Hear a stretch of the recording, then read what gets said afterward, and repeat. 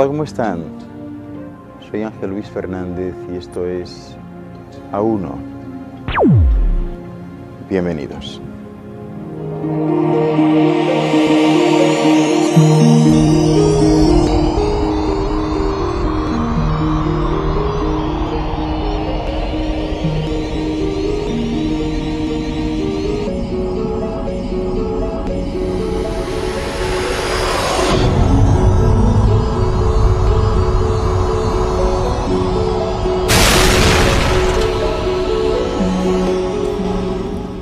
A1 es un programa de investigación y de búsqueda de la verdad perdida, de desvelar misterios y enigmas, de descubrir los secretos y recuerdos del futuro. Hoy les hablaré sobre los sucesos que tendrán lugar a partir del 2012.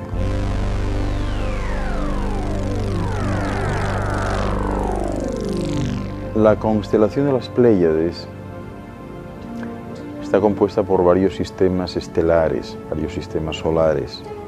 El sol central de esa constelación es conocido por los científicos de Nuji-Mesha, de la Tierra, como Alcione. Y sus sistemas son los siguientes, fíjense si contamos desde el interior hacia el exterior: Merope, Atlas, Maya, Electra, Coele, Taygeta, Esterope y al final, además de otros soles, el sol de Ors, este sol que es el que nos ocupa, ¿no? Estos están siempre dentro del anillo de fotones y esto quiere decir que están habitados por seres de luz eterna. Bueno, pues este sistema solar es uno de los más alejados y ocupa la penúltima órbita en dar la vuelta alrededor de Alcione. Emplea para ello 25.920 años en dar la vuelta completa.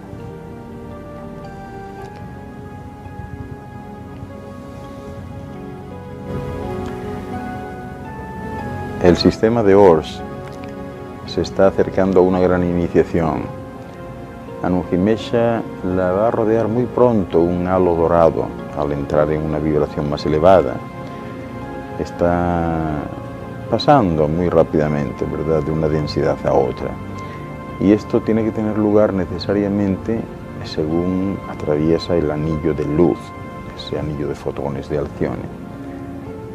Cuando ese momento llegue, observarán ustedes pues cómo el Sol se vuelve más rojo, ¿verdad? Y la luna igual, tan rojos como el rubí. Durante 2 semanas, más o menos, lo que entienden por el día, esa claridad desaparecerá y la oscuridad pues lo va a cubrir absolutamente todo. Es posible que haya bastante confusión en ese momento.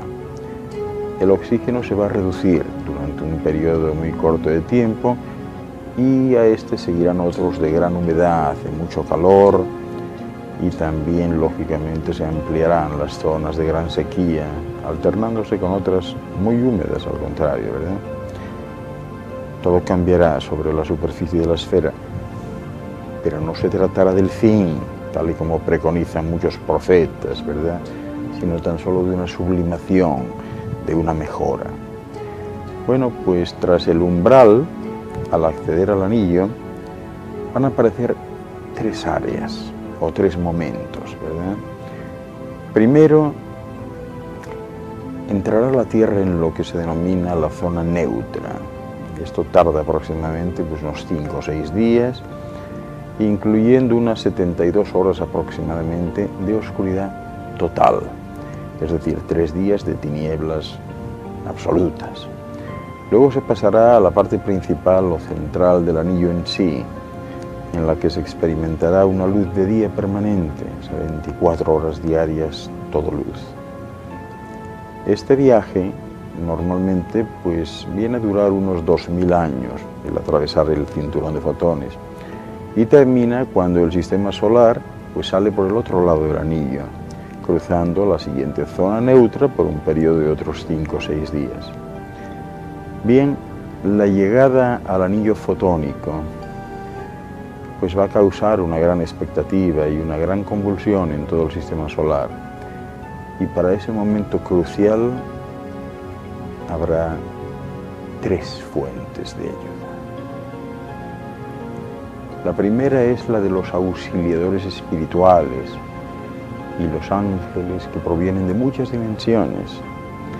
La segunda, los sembrados, los que están sembrados aquí en Ujimecha, en la tierra, que bajo una forma humana de tres dimensiones, pues están aquí para ayudar a sus compañeros celestiales, ¿verdad?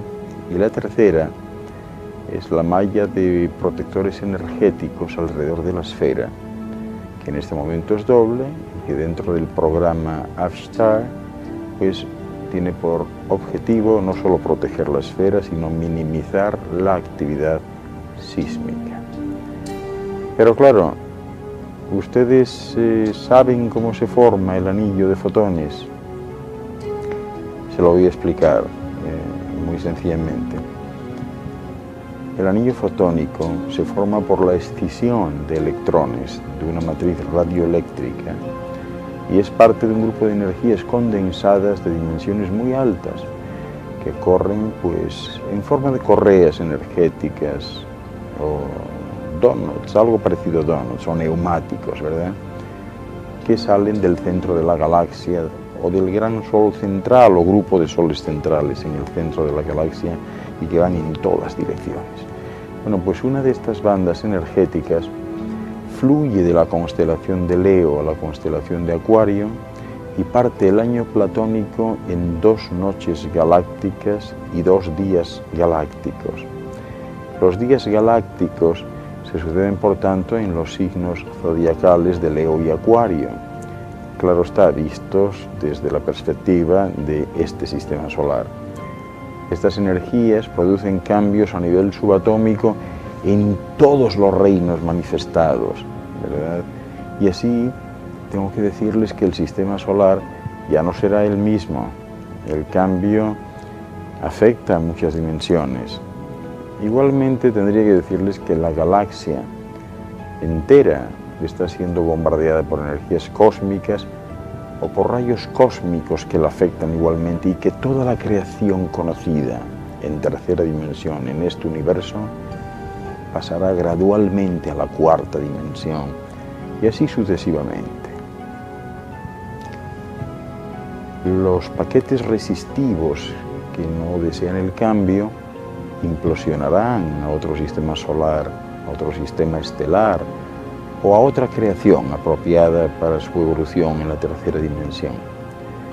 Pero cuando esta esfera entre, junto con el sistema solar, en esa radiación, pues lo que va a suceder es que serán excitadas todas las moléculas y átomos de todos los cuerpos existentes y así aumentarán su tono y frecuencia vibratoria y como consecuencia, ¿verdad?, introducirán al sistema en un plano dimensional más elevado. Esta excitación molecular creará un tipo de luz constante, no caliente, una luz fría, sin temperatura, ¿verdad? Una luz que no produce sombras. El ingreso a este campo será gradual y llevará unos 2 días, más o menos. Y luego, como les decía anteriormente, pues se transitará por una zona de oscuridad total, esa zona que les decía que duraría unos 3 días y que debido al hipermagnetismo reinante va a provocar que no funcione ninguna fuente de luz ni de electricidad, o sea, ningún aparato de ningún tipo ni nada.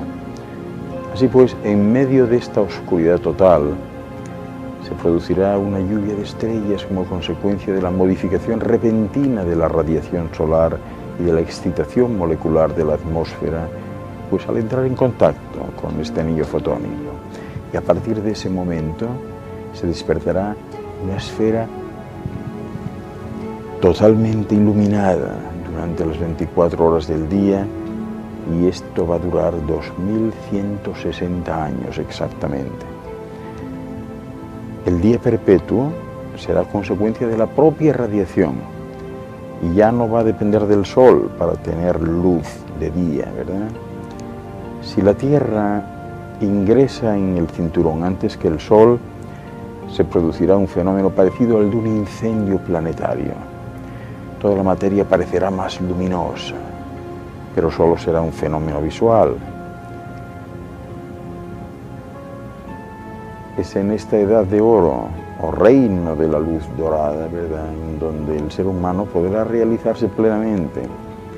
Los pueblos podrán comprender su historia, sus habilidades psíquicas, sus habilidades de conciencia plena en conjunto con su sistema solar y con el universo. Y este reino de la luz podrá ser plenamente disfrutado por todos aquellos cuyas vibraciones internas, espirituales y corporales sean resonantes con las ondas vivificadoras del anillo de fotones. Y fíjense bien, el solo hecho de ingresar a este campo de fotones significará que Nun Himesha, es decir, la Tierra, va a ir gradualmente disminuyendo su rotación debido a la reducción de la radiación solar. Asimismo, la temperatura tiene que descender y las capas de hielo, pues lógicamente se van a extender, en muchos casos hasta los 40 grados de latitud en ambos hemisferios, de forma que para ese momento ya se habrá generado una tendencia pues a ocupar zonas con climas más benignos, mejores, ¿verdad?, como las áreas cercanas al Ecuador, aunque precisamente esta zona ecuatorial pues no será entonces lo que es hoy, porque el cambio del eje polar debe crear un glaciar que se extenderá por todos los continentes. Y así las capas de hielo pues no pueden resistir mucho debido a la ausencia de lluvias y poco a poco se irán derritiendo, producto de la radiación constante. Entonces la esfera se inundará más frecuentemente, parcialmente, y lógicamente pues el agua va a cubrir una parte importante de la faz del planeta que no cubría antes. El ajuste inminente de la corteza superficial pues marcará el inicio de un nuevo ciclo, pero este es un ciclo glorioso, un ciclo de luz, de paz y de regeneración total.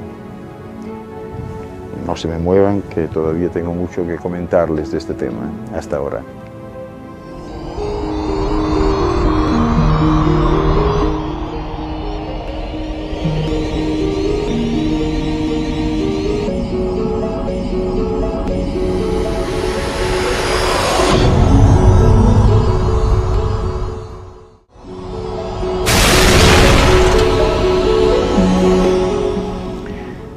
Permítanme hablarles ahora de cómo son los anillos de fotones. Fíjense, los centros de las galaxias están formados por un núcleo de alta concentración de estrellas muy grandes, de soles enormes y por tanto de luz. La máxima concentración de estos soles hacen que el centro de todas las galaxias aparezca prácticamente como un conjunto de luz intensísima, y están rodeados de estabilizadores energéticos o de agujeros negros, como se les conoce en el argot científico de esta esfera. Bueno, pues los anillos de fotones parten en espiral a modo de autopistas de información, es decir, algo parecido a lo que hace la fibra óptica con el internet y la telefonía, y parten desde el centro galáctico con forma cilíndrica que se envuelve sobre sí misma y que genera a su vez otras espirales desde las estrellas que baña. Bueno, pues el Sol de Ors, este Sol, está comunicado con el sistema estelar de Pléyades mediante una especie de espiral de luz que emana directamente de su estrella principal, llamada Alcione, como les decía antes. La luz estelar es una luz de quinta dimensión, que se mueve a través de las estrellas de las Pléyades, sale de Alcione, pasa por Merope, Maya, Electra, Taigeta, Esterope, Coele y Atlas, como ya les decía, y llega hasta el Sol. Cada estrella del grupo de Pléyades, excepto Alcione, que permanece eternamente dentro de la banda de fotones, viaja a través de una banda de séptima dimensión durante 2000 años en tiempo terrestre. Luego cada estrella del sistema pues viaja en la noche galáctica durante un periodo terrestre variable. Las órbitas que contienen diversos astros en la noche galáctica son de sexta dimensión y la inteligencia en sexta dimensión de los padres creadores de Sirio B es precisamente la que conduce a este sistema solar a través de la noche galáctica. Las estrellas cercanas a Alcione, como Merope, Sterope o Maya, pasan más tiempo dentro de las bandas fotónicas que en la noche galáctica, pero este sistema solar, pues por sus circunstancias, pasa la mayoría del tiempo justamente en el vacío cósmico, en esa noche galáctica, ¿verdad? Son 11.000 años en la oscuridad, redondeando, ¿verdad? Y 2.000 años en la luz.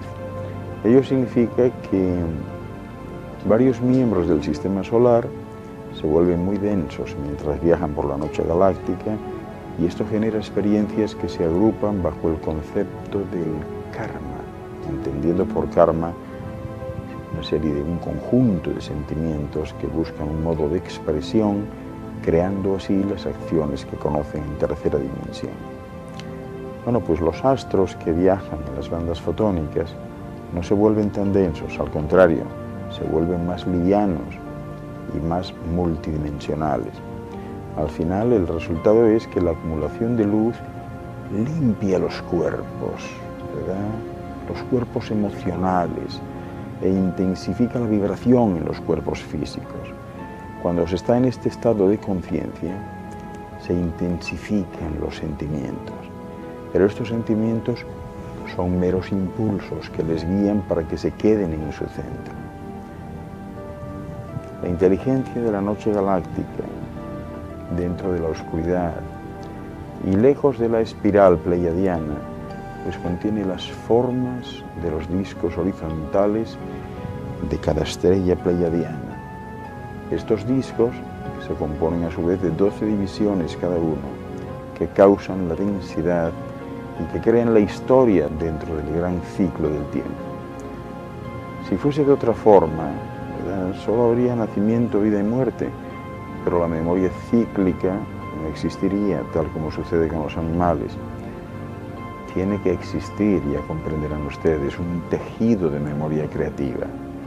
Y deben recordar que los animales son superiores a ustedes en muchos aspectos, porque su memoria creativa es estelar, y es estelar porque la madre naturaleza les creó primero a ellos.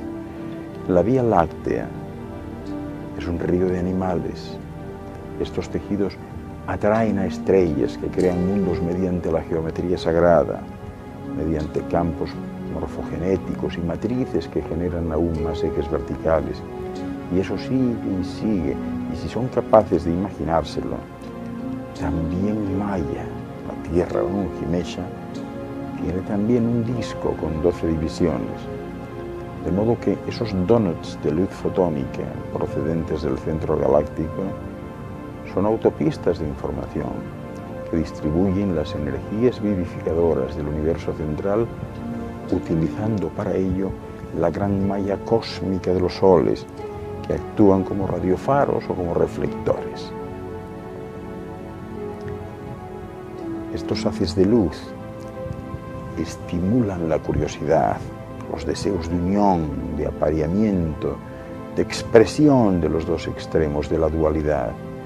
Y lo hacen en un despertar que impulsa a las bandas de fotones a la búsqueda del centro galáctico. Bien, la curiosidad provoca que las varillas de luz fotónica se enrollen sobre sí mismas, formando precisamente esos donuts. Y así la galaxia, créanme, que se desintegraría por completo en el espacio vacío si no fuese por la gravedad nuclear de su centro, que emana pulsaciones de luz.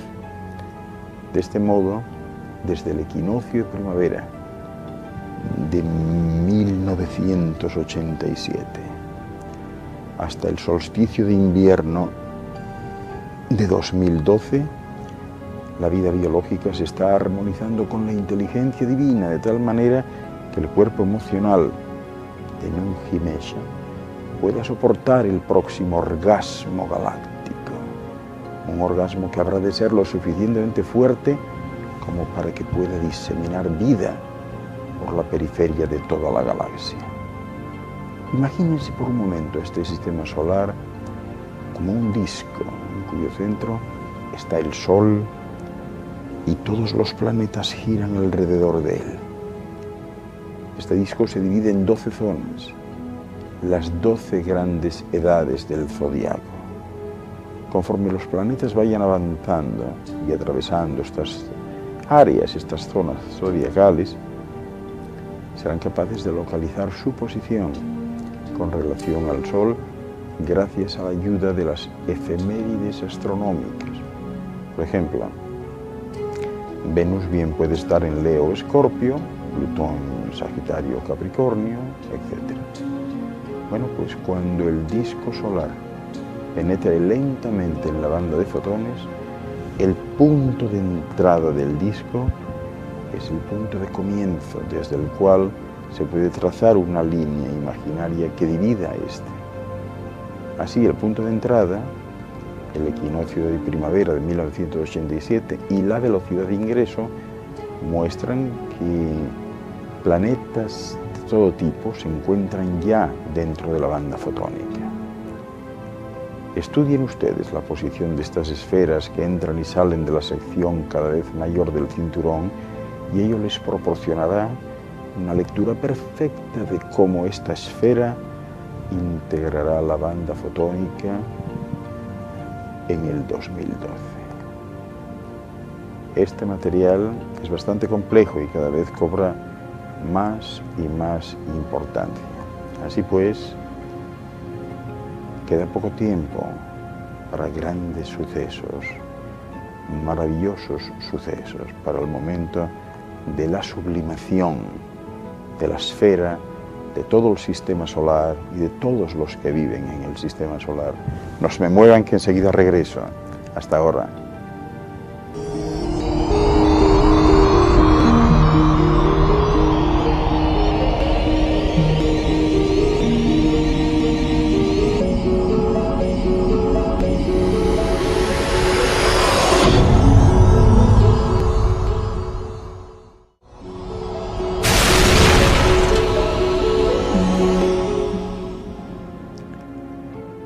Los soles son los reinos de la luz. Fíjense, como si de un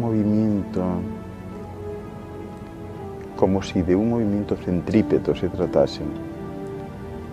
Todo lo que existe gira en torno a una gran plataforma central inmóvil que bien pudiéramos denominar la isla eterna del paraíso, el centro del signo, y todo desemboca en ella antes o después. Del mismo modo, cada universo, cada constelación, cada galaxia y cada sistema gira alrededor de un núcleo radiante en el que tarde o temprano se integra. Y son estos centros energéticos, los denominados reinos de la luz, que son lugares no imaginarios, sino bien reales, de los que hablan todas las corrientes filosóficas, religiosas y esotéricas. Los reinos de la luz están habitados en su totalidad por seres y entidades semimateriales e inmateriales que nutren con su energía pues al resto de cuerpos celestes.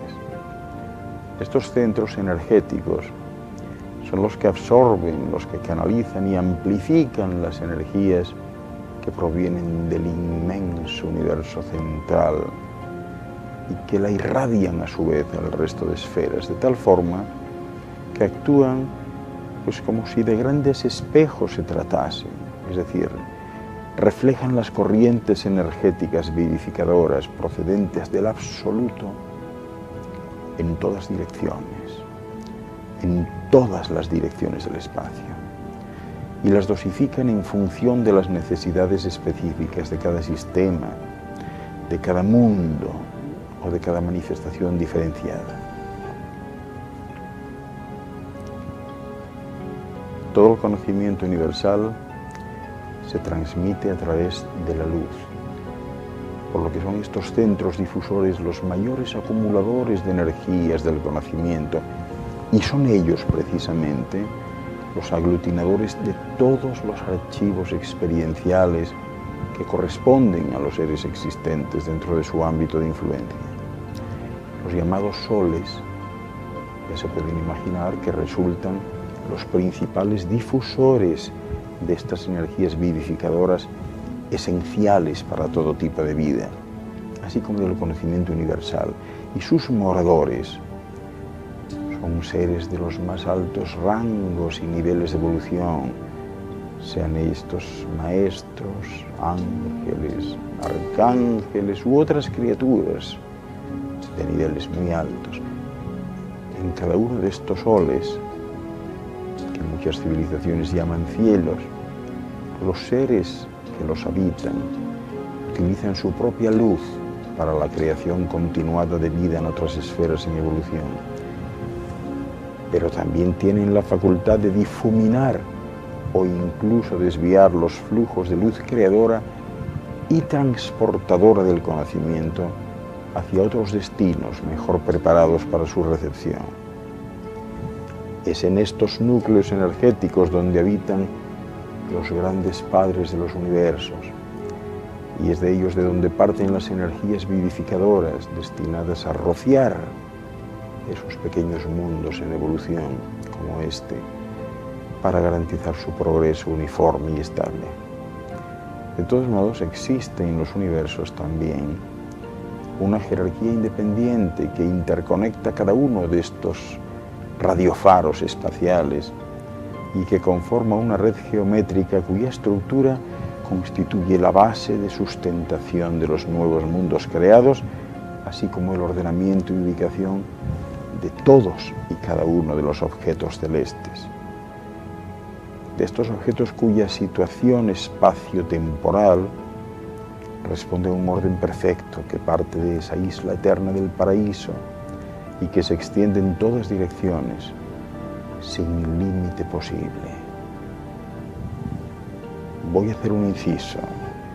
Les recomiendo que se levanten, abran sus ventanas para que les entre un poco de brisa, porque el siguiente bloque es un bloque muy especial y necesitan un poco de oxígeno para recibirlo bien. Y les espero ahora, hasta este momento.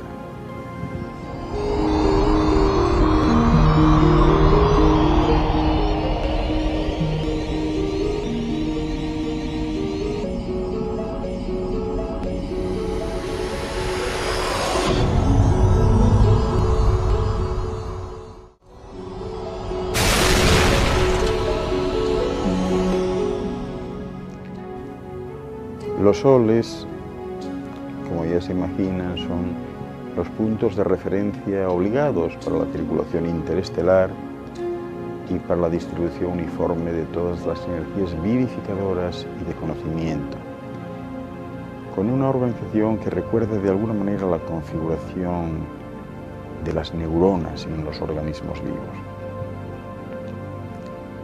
Cada 11 años, la actividad solar alcanza un punto frenético.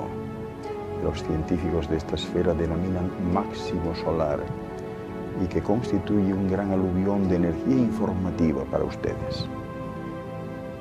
El último gran acontecimiento tuvo lugar en el año 2000, pero está previsto un nuevo episodio, como se pueden imaginar, en el 2011, poco antes de la entrada del sistema en el cinturón fotónico de Alcione. Bueno, pues durante el máximo solar, el viento solar lanza campos magnéticos muy intricados por el sistema solar interior y lo hace de forma rutinaria. Bueno, pues esos campos proporcionan una medida protectora adicional para sus viajes a la Luna y Marte y otros planetas, porque disminuyen en más del 30% la intensidad de los rayos cósmicos que pueden oscilar en un rango de energía biológicamente peligroso. Los encargados de las misiones espaciales del futuro en Inkimeisha podrán programar largos viajes por el sistema solar, de tal manera que coincidan aproximadamente con este máximo solar. Y así, aprovechando la reducción de rayos cósmicos, pues todo les será más fácil. Después de cada efusión en las vidas materiales, se produce un tránsito hacia alguno de estos centros nucleares, centros de luz, en función de los niveles de progreso de cada entidad, de cada esencia, de cada ser humano, ya que al igual que en cada sistema existen diferentes tamaños de cuerpos celestes, del mismo modo en la estructura de los universos existen núcleos radiantes que van desde los de mayor tamaño e intensidad, próximos a la isla eterna del paraíso, a los de menor tamaño y luminiscencia, situados siempre en la periferia de los sistemas más alejados. Aunque tal y como les decía con anterioridad, siguiendo siempre un movimiento centrífugo en espiral que converge siempre hacia eso que conocen o que se imaginan como el Supremo Absoluto, integrándose sin remedio en los objetos de mayor densidad, tamaño y brillo, en un perfectísimo árbol de vida cuyos frutos, flores, hojas y ramas se extienden cada vez más y más, sin perder jamás el contacto con el tronco común del que parten en todas direcciones. La forma geométrica universal por excelencia es la esferoidal, es la esfera. Si bien los latidos provocados desde el universo central pues conllevan dilataciones y elongaciones de todos los cuerpos celestes que pueden llevarles a adoptar otras formas distintas por un periodo de tiempo cósmico transitorio, ¿verdad? Bueno, en cualquier caso, si pudiesen ustedes observar el conjunto de universos desde la distancia, verían una perfecta esfera con sus canales, meridianos y paralelos perfectamente definidos e iluminados con una uniformidad impecable. Así pues, los universos no son estáticos, son pulsares y se autoajustan permanentemente pues en función de los movimientos que provienen del Supremo Absoluto, que es quien en definitiva dirige sus ritmos, su expansión y la frecuencia de su intensidad creadora. Es decir, se mueven, tienen un latido, se expanden y se contraen, expansión, contracción.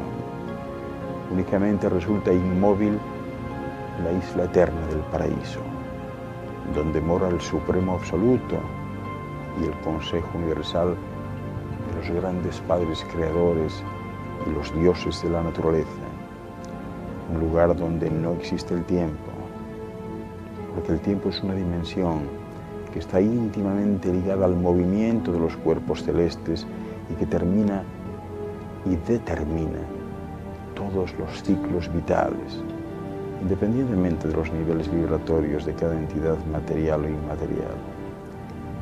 Son precisamente los flujos energéticos los que conectan los soles y son los que se utilizan para los viajes interestelares, permitiendo en la mayor parte de los casos, lógicamente dependiendo del grado de evolución y desarrollo, un movimiento de un punto a otro del espacio en tiempo cero, utilizando atajos espaciales e interiores para atravesar las distintas esferas en fracciones de tiempo que bien podríamos considerar infinitesimales y que solamente requieren de la correcta previsión de las coordenadas de destino. Es decir, los viajes espaciales prácticamente tienen lugar en tiempo cero. No se viaja, se sitúa, ¿verdad? Bueno, pues la energía que se usa para estos desplazamientos, pues muy bien podría ser denominada energía trínica, por las tres polaridades que la conforman, y también para los desplazamientos en el espacio, pues es mucho más poderosa que la que proviene de la propia luz, porque la luz es muy limitante, ¿verdad? Y solo marca su hegemonía en ciertos planos de realidad. En las civilizaciones más avanzadas, ni siquiera es necesario el uso de vehículos espaciales, constituyéndose el propio ser que desea viajar en su propio vehículo. Recuerden lo que les contaba del Merkaba. Todos los seres que habitan en los núcleos radiantes o soles son también seres de luz y tienen la capacidad de impregnar de luz todo lo que desean, de modo que es la luz el primero de los signos de perfección al que todos aspiran. La luz es creadora, vivificadora, canalizadora de conocimiento, inspiradora y símbolo universal del amor. La luz no provoca temores de ningún tipo. Por el contrario, genera seguridad y en última instancia constituye en sí misma el paradigma de lo que bien se pudiera denominar la felicidad sin límites. La luz de los soles es el reflejo del paraíso. Constituye la savia viva del árbol de la vida, la garantía de la supervivencia para alcanzar los planos superiores, el impulso necesario para llegar a la perfección en el plano de existencia de que se trata. Así que la luz es, como ya se dan cuenta, el único camino viable para conectarles con el Supremo Absoluto, para percibir los flujos y canales que conducen a la eternidad. No se me vayan, que enseguida regreso. Permítanme un inciso.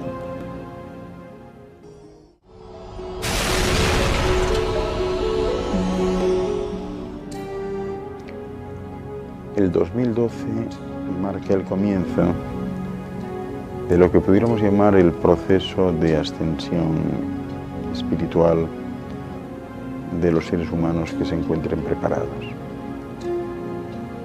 Esto es un fenómeno complejo que se produce cuando las estructuras atómica y molecular de un determinado cuerpo pues comienzan a entrar en resonancia con un sonido y una nota musical afín que le define, que provoca una aceleración en la frecuencia energética que le es propia a ese ser, aumentando los espacios intermoleculares y modificando sus coordenadas de referencia, lo cual al final se traduce en una pérdida de densidad y en una expansión de la masa útil del ser que pasa gradualmente a percibir nuevas frecuencias sensoriales distintas a las anteriores a las que estaba acostumbrado.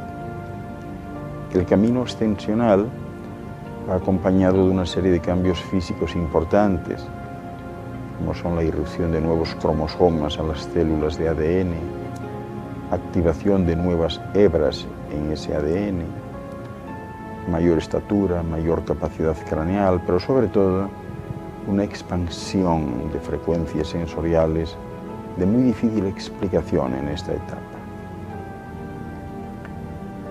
En general, los procesos de ascensión espiritual no se presentan de forma aislada, sino que por el contrario participan de una conexión con todos los elementos presentes en la vida de cada ser.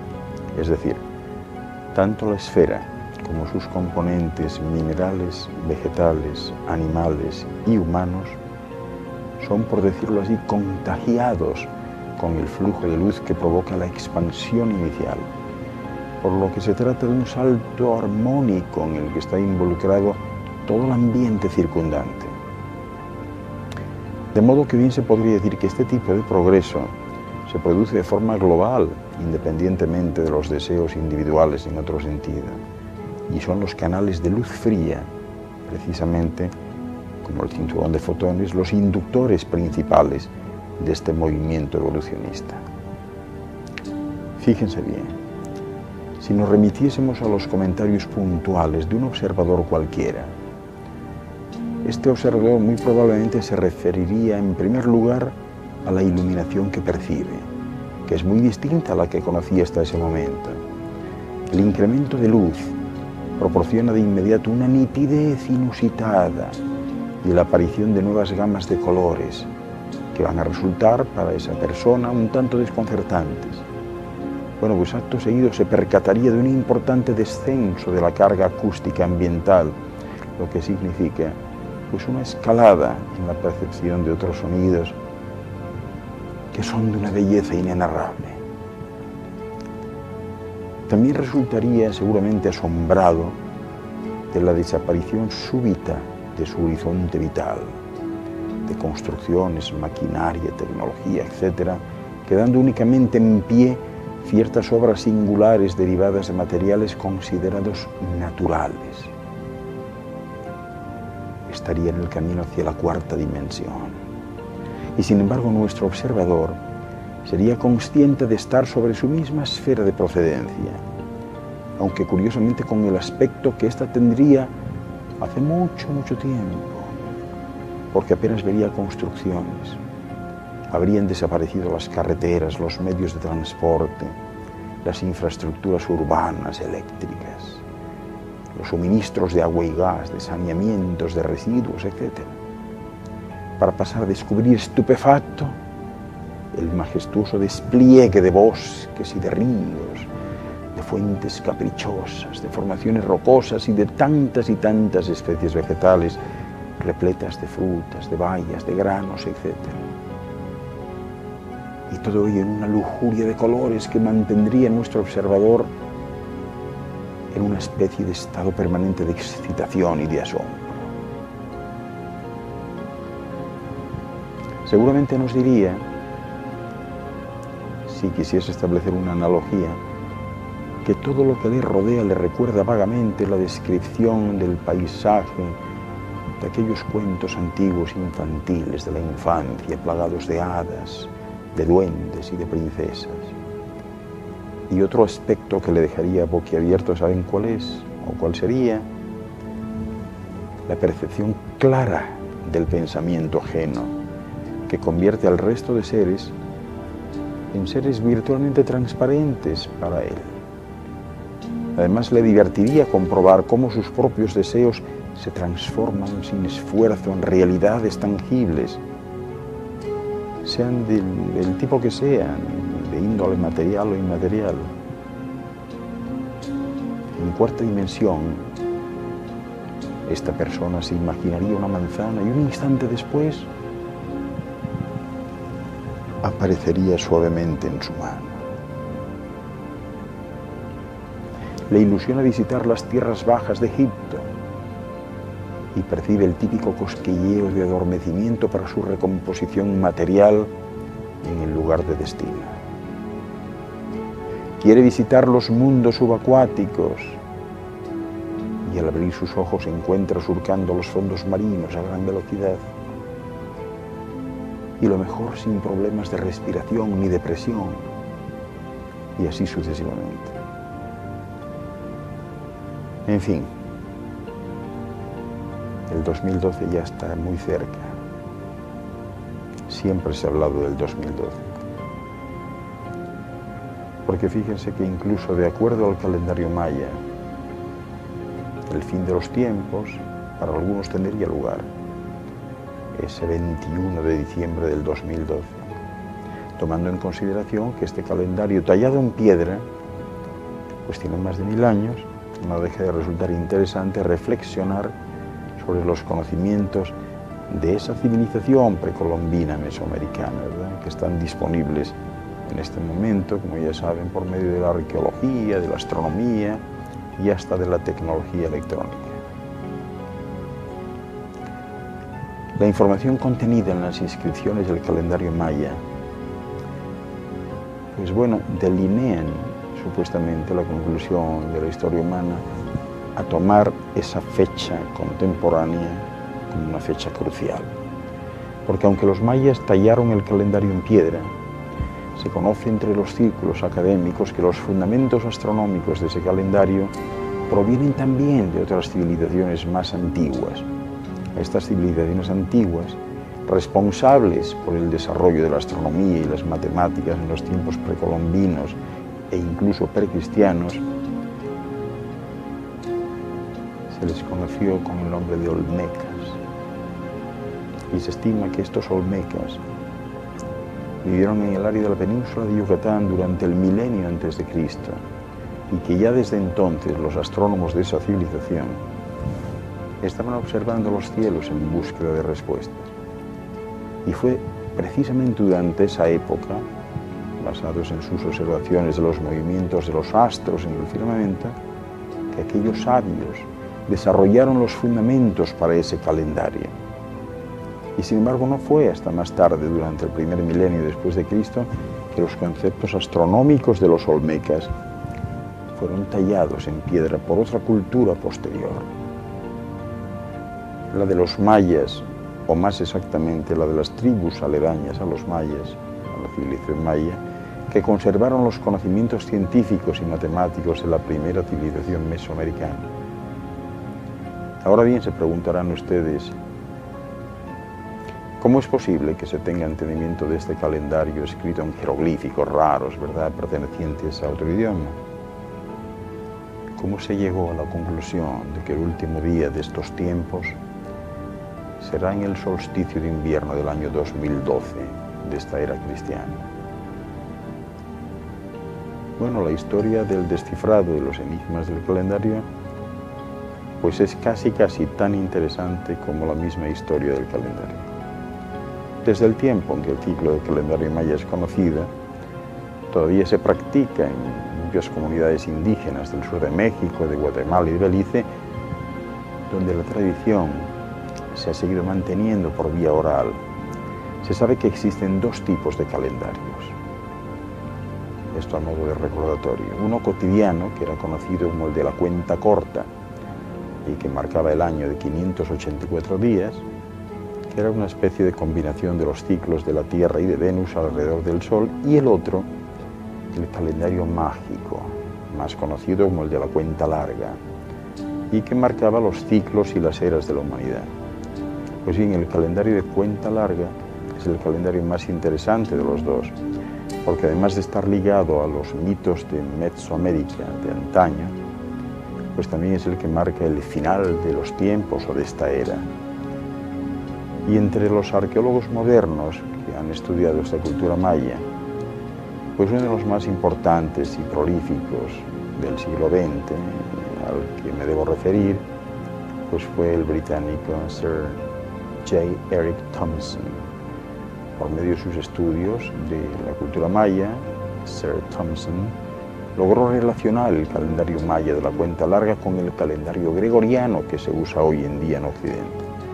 Sir Thompson encontró relaciones entre los jeroglíficos mayas, muchos de ellos incluso él mismo los pudo descifrar, también entre la cosmogonía de los dioses y los héroes del Popol Vuh, la Biblia maya, que fue rescatada del olvido por sacerdotes mayas que aprendieron el alfabeto latín en el siglo XVII. Y también, como no, por cartas astronómicas que demostraban la presencia de personajes míticos mayas en constelaciones distintas a las del zodíaco occidental. Así pues, ya saben, el 2012 marca un comienzo, no un fin. Hay dos formas de ascender, dos formas que se empiezan a complementar, que convergen a partir del 2012. La primera forma de elevarse, de perder densidad, de sublimarse, es el ejercicio del amor, el desprendimiento de lastres, de los prejuicios, las razones, las inhibiciones, los orgullos, las vanidades, juicio a los demás, etc. Eso eleva, eso marca la diferencia. La otra forma es atravesando un anillo de fotones. Esto comienza a dar lugar a partir del 2012. Por tanto, es un momento histórico, sublime, impresionante, en el que todo se va a acelerar. Ese camino hacia la gloria, hacia un estado mejor, hacia un estado más alto, El 2012 no solo no supone destrucción de nada, supone construcción. No solo no supone cataclismos de ningún tipo. Los habrá, pero no para destruir ningún mundo. Todo lo contrario, el mundo crecerá, el mundo será mejor. Será el comienzo de la entrada en el reino de la luz. Pero no crean que todo lo que han visto y oído hoy haya sido fruto de su imaginación o de la mía. Soy Ángel Luis Fernández. Y esto ha sido Uno por Hoy. Muchas gracias por su atención.